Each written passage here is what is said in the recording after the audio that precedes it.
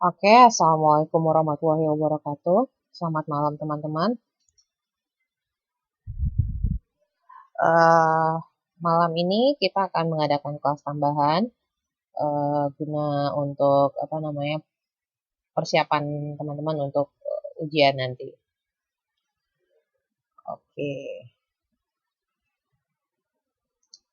Jadi kemarin itu kan saya meminta teman-teman untuk mengumpulkan beberapa pertanyaan mengenai apa namanya eh, kelas kita, apakah ada yang perlu dijelaskan lagi atau tidak. Dan dari teman-teman terkumpul beberapa pertanyaan, kalau nggak salah 4 pertanyaan. Yang pertama itu mengenai mengenai budaya. Jadi pertanyaannya, tolong jelaskan budaya orang Jepang dan Amerika. Jujur, pertanyaan teman-teman yang kalau yang teman tanyakan adalah budaya, itu terlalu luas untuk saya jawab pada malam ini gitu kan. Cuman mungkin yang teman-teman maksud di sini adalah uh, budaya bisnis ya. Hmm. Kalau misalnya yang teman-teman pertanyakan di sini adalah budaya bisnis, mungkin uh, bisa saya jawab secara singkat seperti yang ada di slide ini gitu kan. Atau kalau misalnya teman-teman baca, kalau misalnya yang di Jepang, kalau misalnya budaya bisnis di Jepang itu ada di halaman uh, modul 8 halaman 69, di situ ada mengenai budaya bisnis di Jepang, tapi di sini saya beri tambahan sedikit mengenai budaya bisnisnya. Ya, nggak apa-apa Mbak Eviana. Waalaikumsalam Mas Firdaus. Ya, lanjut kelasnya. Kita mulai ya. Jadi, perbedaan antara budaya bisnis di Jepang dan Amerika tuh, yang pertama kita harus melihat kan, budaya apa yang mereka anut gitu kan. Kalau di Jepang, mereka itu sangat sangat menjunjung tinggi gitu kan, memegang erat budaya budaya timurannya. Akan tapi kalau misalnya di Amerika, budaya Barat itu sangat amat kental di sana gitu. Budaya seperti apa? Misalnya kalau misalnya di Jepang itu kan senioritas itu sangat amat dijunjung tinggi di sana gitu kan.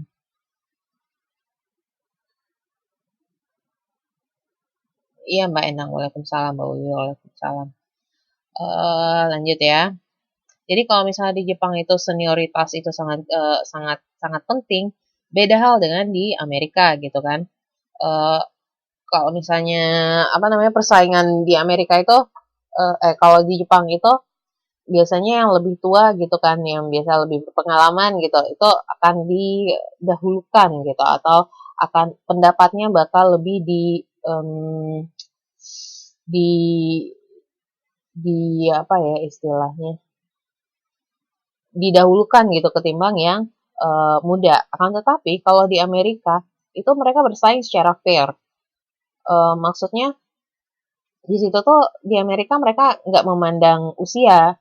Kalau misalnya pendapatnya benar ya oke, kita jalankan gitu kan. Jadi kesenioritasan di Amerika itu tidak tidak terlalu tidak terlalu penting, bahkan tidak penting di Amerika.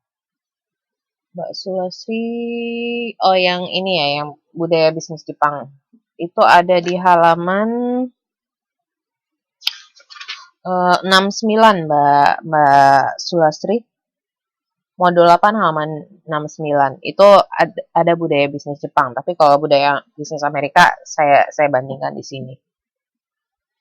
Oke, kemudian kalau misalnya di Jepang, itu pengambilan keputusannya relatif lama karena mereka tipe pemikir yang cukup dalam gitu. Maksudnya di benar-benar detail gitu mereka untuk mengambil informasinya gitu. Mengenai misalnya perusahaan Jepang gitu mau bekerja sama dengan perusahaan Indonesia. Mereka bakal apa ya? Sebentar, saya cari kata yang tepat. Hmm, mencari informasi yang sedetail mungkin mengenai perusahaan Indonesia ini. Apakah perusahaan Indonesia ini cocok untuk bekerja sama dengan perusahaan Jepang ini, ataukah perusahaan Indonesia ini kalau misalnya bekerja sama dengan perusahaan Jepang akankah mendatangkan keuntungan yang baik bagi si perusahaan Jepang? Mereka bakal mengorek informasi yang sangat amat detail. Beda dengan Amerika, mereka mengambil keputusan itu relatif lebih cepat. Kenapa? Karena menurut mereka waktu itu ya sangat penting gitu kan. Jadi karena persaingan sangat ketat, jadi mereka lebih mengambil keputusan itu ya lebih cepat ketimbang yang di orang-orang Jepang gitu. Biasanya seperti itu. Kemudian kalau misalnya di Jepang gitu kan, apa ya bahasa yang di buku itu, referensi dari perusahaan Jepang yang telah dikenal merupakan modal bagi untuk si perusahaan untuk mendapatkan mitra bisnis lainnya di Jepang. Tapi kalau misalnya di Amerika, misalnya gitu kan, perusahaan misalnya saya gitu kan, perusahaan Indonesia ingin mengajukan proposal kerjasama dengan perusahaan X misalnya di Amerika, tapi ditolak gitu kan. Nah, kemudian saya mengajukan lagi proposal lain ke perusahaan lain gitu kan. Ternyata itu bisa diterima. Kenapa? Karena mereka tidak memandang penolakan dari perusahaan sebelumnya. Ini maksud saya yang di Amerika ya, sebagai referensi mereka gitu kan. Karena menurut mereka ya kebutuhan perusahaan X belum tentu sama dengan kebutuhan perusahaan mereka. Jadi mereka memandang perusahaan itu adalah sebagai perusahaan lain itu sebagai perusahaan aktor yang unik gitu. Jadi kalau misalnya itu sesuai kebutuhan mereka ya mereka terima begitu. Tidak berdasarkan referensi gitu. Kemudian iya Mbak Silma Utami, waalaikumsalam, nggak apa-apa.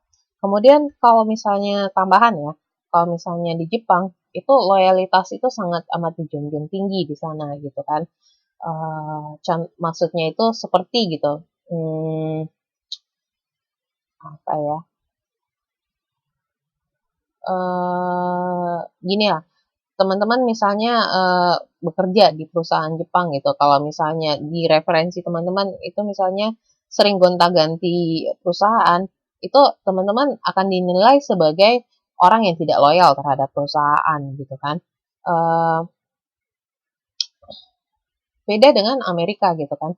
Mereka misalnya kalau misalnya teman-teman misalnya di referensi teman-teman itu sering gonta-ganti perusahaan, maksudnya tempat kerjaan gitu kan. Itu berarti teman-teman kan bisa beradaptasi dengan lingkungan baru begitu. Jadi baik Jepang maupun Amerika, mereka tuh punya value sendiri-sendiri dan berbeda cara pandang mereka terhadap sebuah masalah gitu. Jadi kalau misalnya teman-teman punya perusahaan nantinya di Indonesia dan ingin bekerja sama dengan misalnya negara manapun gitu, teman-teman harus melihat budaya di negara itu karena budaya-budaya di masing-masing negara itu berbeda-beda dan itu akan mempengaruhi pola bisnisnya mereka seperti itu. Oke, oke untuk pertanyaan ini sudah terjawab kan ya?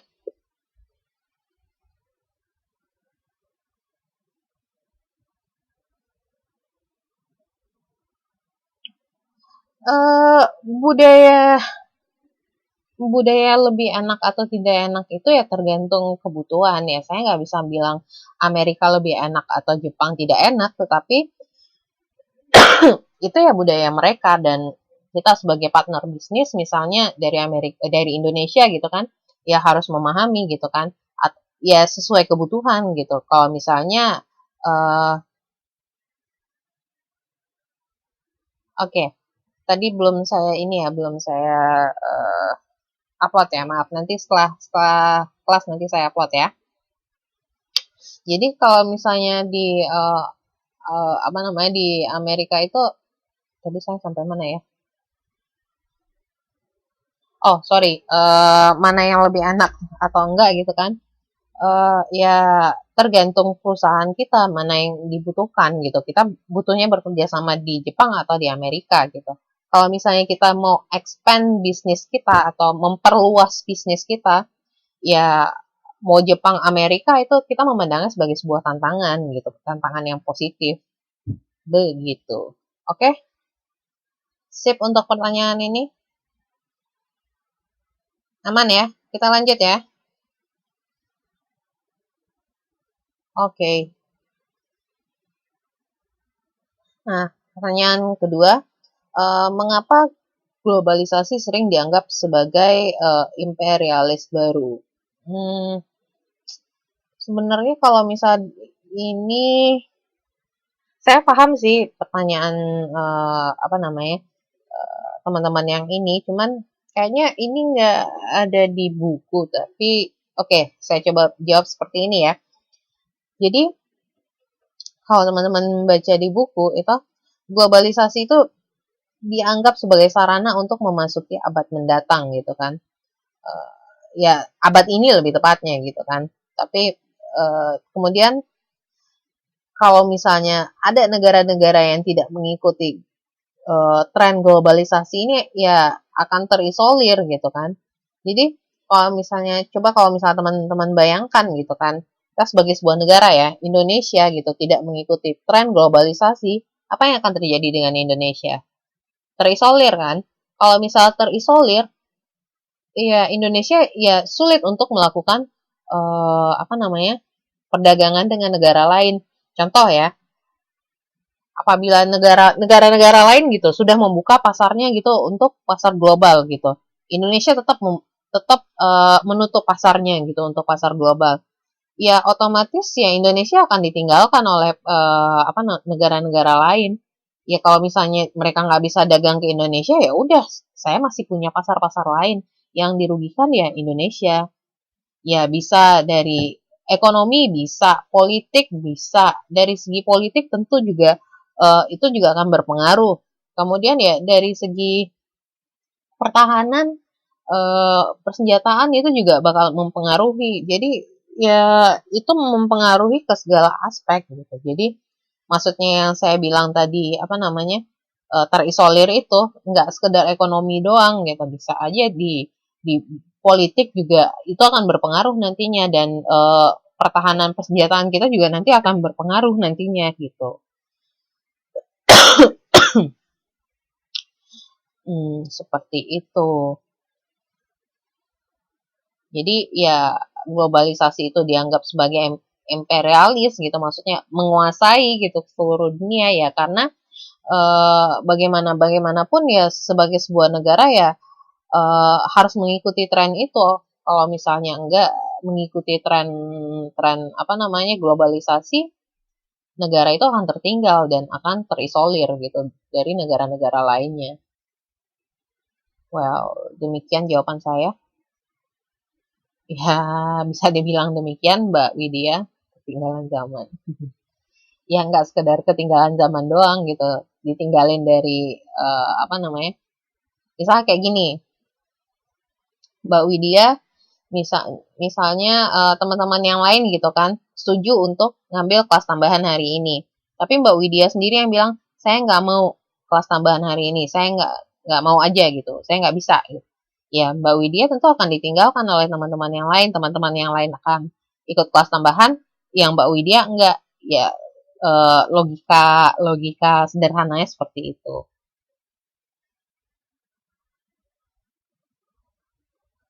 Well, perdagangan bebas itu ini siapa ini Mbak Susilawati kok banyak ruginya ya Bu dengan adanya perdagangan bebas.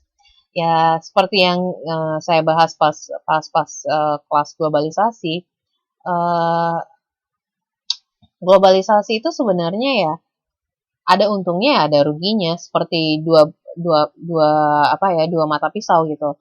Kalau misalnya nggak siap, ya itu akan apa namanya mengiris kita. Tapi kalau kita siap, itu kita bisa mengiris yang lain, maksudnya mengiris keuntungan-keuntungan lain untuk kita seperti itu. Ya, siap nggak siapnya ya itu tergantung SDM-nya sendiri. Apakah si masyarakat kita mau mempersiapkan diri apa enggak, begitu. Oke, siap untuk pertanyaan ini. Apa ada pertanyaan lagi seputar ini? Oke, lanjut ya.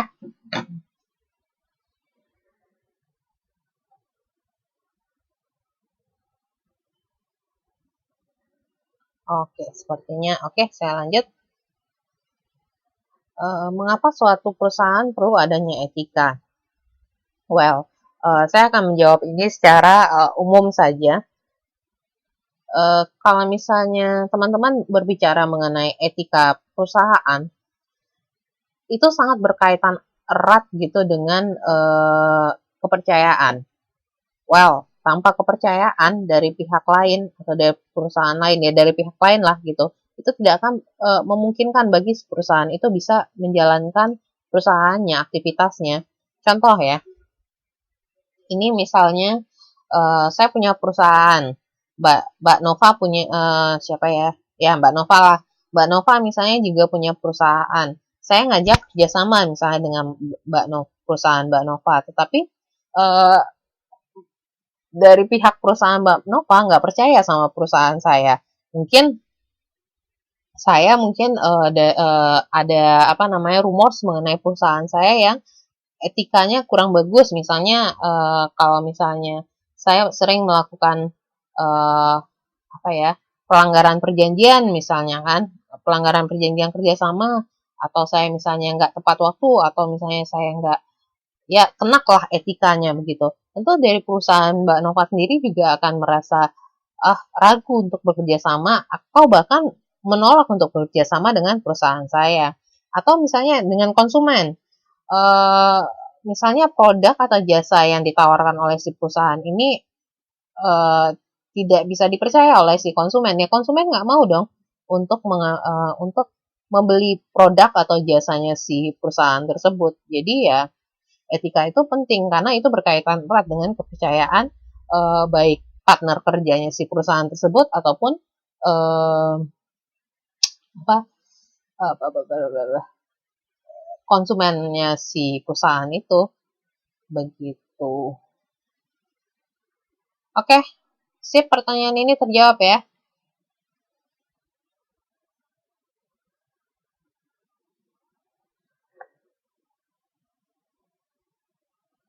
Kita lanjut ya. Oke. Kemudian ini pertanyaan terakhir dari teman-teman itu mengenai kompetensi-kompetensi umum seperti apa yang dibutuhkan untuk mampu bersaing di era globalisasi saat ini. Well, kalau misalnya secara umum yang saya lihat misalnya komunikasi. Yang pertama itu untuk berkomunikasi kita membutuhkan bahasa internasional kan yang dipahami oleh semua orang gitu, hampir semua orang. Apa itu bahasa Inggris? Jadi penggunaan bahasa Inggris itu sangat amat sangat amat penting gitu untuk persaingan di era globalisasi ini. Tapi nggak sekedar bahasa Inggris doang ya yang harus ditingkatkan ya, apa namanya, penggunaan bahasa-bahasa asing yang lain yang banyak digunakan seperti bahasa Cina, bahasa apa lagi ya, Arab mungkin, atau bahasa Latin gitu kan. Itu kan banyak digunakan ya, tergantung mau bekerja sama dengan negara mana gitu. Itu bahasa itu sangat penting menurut saya karena komunikasi itu akan mempengaruhi apa namanya hubungan hubungan kerjasamanya suatu ya hubungan kerjasama atau apa namanya kesempatan teman-teman untuk bersaing di era globalisasi. Kemudian SDM. Ya, kalau misalnya dari segi SDM ya harus meningkatkan daya saingnya sesuai dengan bidangnya. Ya, kalau misalnya teman-teman berada di bidang apa ya, perbankan, ya teman-teman ya harus lebih lebih mendalami lagi kemampuan teman-teman di bidang perbankannya dan apa namanya kemampuan-kemampuan atau skill-skill yang berhubungan dengan perbankan tersebut gitu kan. Ya, itu tergantung bidang-bidang yang akan teman-teman tempuh gitu. Ya kira-kira kalau secara umum sih seperti itu. Oke, ada lagi pertanyaan yang lain?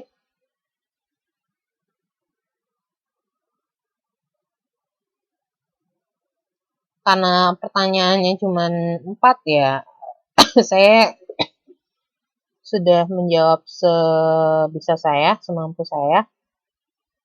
Ada lagi yang teman-teman mau tanyakan? Menemukan dampak negatif yang saya mencintai yang miskin semakin miskin. Well, ya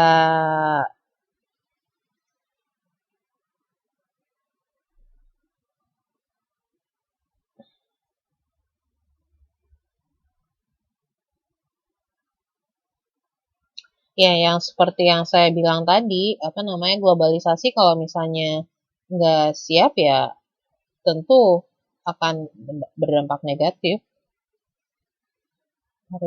Oke, kita lanjut ke Mbak Widya. Gimana kalau suatu karyawan yang pindah kerja ke perusahaan lain, harapan perusahaan yang baru itu adalah berbagi pengetahuan dan pengalaman yang sudah kita punya. Lalu bagaimana seorang menggunakan pengetahuan agar tidak mengucapkan rahasia perusahaan dulu di mana karyawan bekerja, Bu? Maksudnya seorang karyawan. Hmm.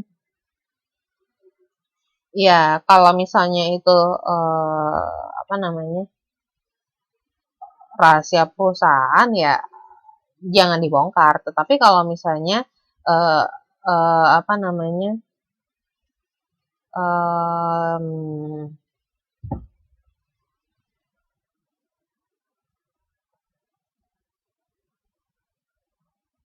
apa ya bukan cara kerja perusahaan itu misalnya kan ya kalau misalnya itu lebih efektif dan efisien ya nggak ada salahnya untuk berbagi ya sebenarnya sih kalau misalnya pertanyaan Mbak Widya ya itu ya diserahkan ke etiknya si karyawan itu gitu kan ya mungkin untuk sesaat mungkin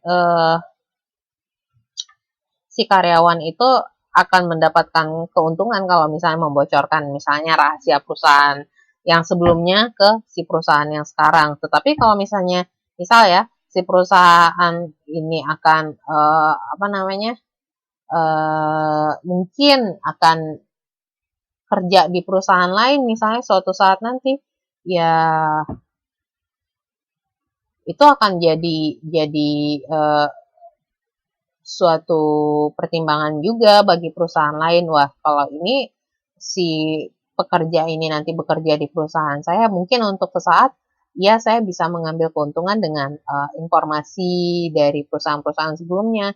Tapi kalau misalnya dia pindah perusahaan ke perusahaan lain lagi gitu kan, dan dia membocorkan perusahaan saya, ya itu akan jadi bahan pertimbangan jadinya bagi perusahaan yang lain gitu kan. Dan itu juga etiknya si perusahaan juga kan, maksudnya mempertanyakan seperti itu ya kepada karyawannya ya kurang etik juga kan. Jadi ya itu permasalahannya di etika, mau ngikutin etika apa enggak. Begitu kira-kira Mbak Widya. Ada pertanyaan lain teman-teman? Persiapannya untuk ujian sudah oke?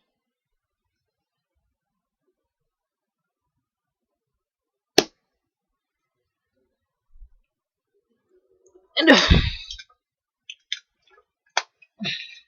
Ada pertanyaan lain?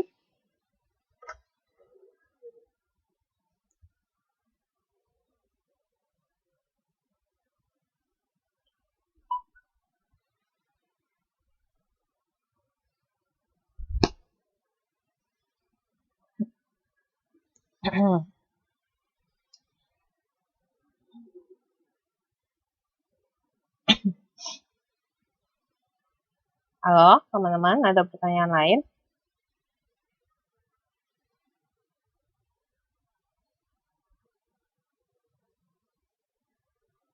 Lanjut, udah nggak ada lagi. Nggak ada yang mau dilanjutkan lagi Mbak Susilowati. Sudah selesai.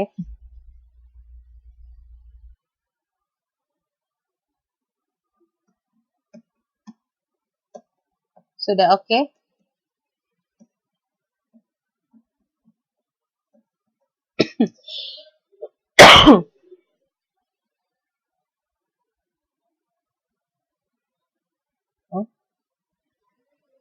Oh, oke, oke.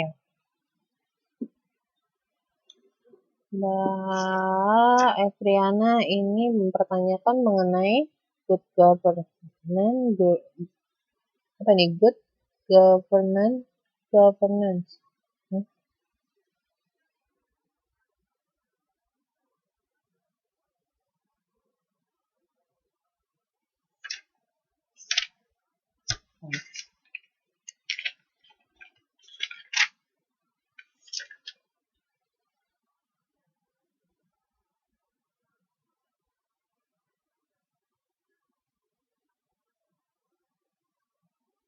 Hmm. Well, kalau yang ini sih sebenarnya uh, good governance ini kan lebih ke arah ke apa ya, administratifnya si pemerintahan begitu, lebih ke arah ke administratifnya. Jadi di sini ini lebih ke arah apa ya, tata kelola administratif gitu yang dimaksud di sini.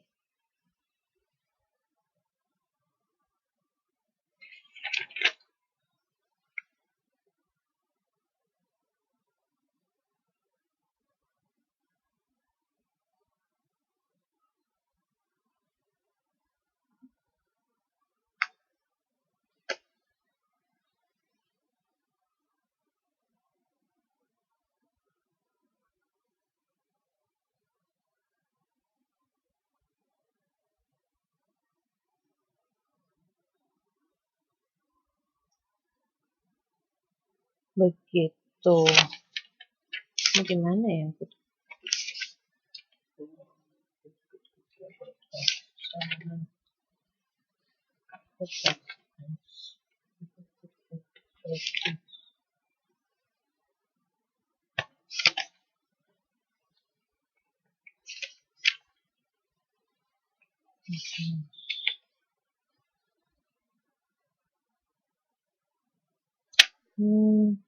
Maksudnya sebentar, saya cari ini ya, sebentar. Ini lebih ke GCG kan ya, yang di kegiatan belajar 2 ini. Kenapa tiba-tiba membahas ke governance ya?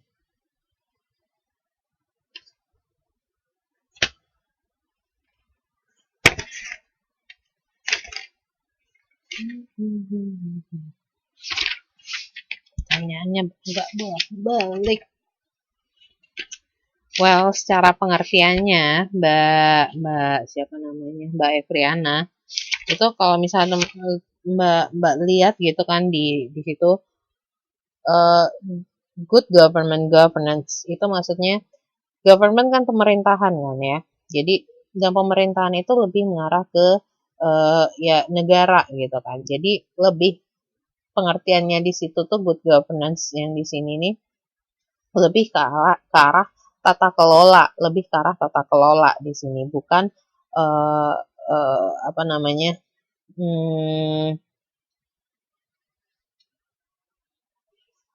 bukan pengertiannya ke arah, sebentar. Tadi saya ada baca yang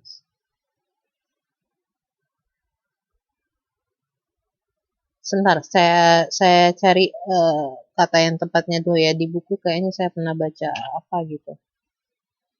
Good governance, good structure.